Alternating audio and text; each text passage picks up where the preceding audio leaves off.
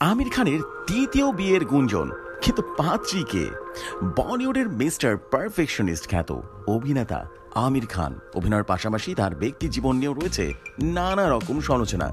গেল বছর আমির খানের সঙ্গে নাম জুড়েছেন তার দঙ্গল সিনেমার নায়িকা ফাতিমা সানা শেখের। গুঞ্জন উঠেছিল তার সঙ্গেই পাচ্ছেন কাঠছড়া, তবে সেসব এখন সবই অতীত।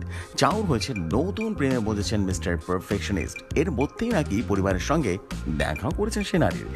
এরপর থেকে প্রশ্ন, কে সেই নারী? ভারতীয় সংবাদ মাধ্যমের এক প্রতিবেদনে বলা হয়েছে, ব্যাঙ্গালোরের এক লাশ সময়ের প্রেমে পড়েছেন আমির খান।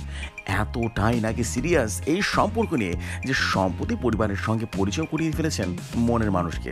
যদিও আমিরের গোপনীয়তার স্বার্থে সেই নারীর পরিচয় খোলাসা করা হয়নি, তবে ব্যাঙ্গালোরের সেই রহস্যময় নারীকে যে আমিরের পরিবারের সদস্য বেশ মনে করেছেন, সেই খবর নিশ্চিত করা হয়েছে বলিউড মাধ্যম সূত্রে।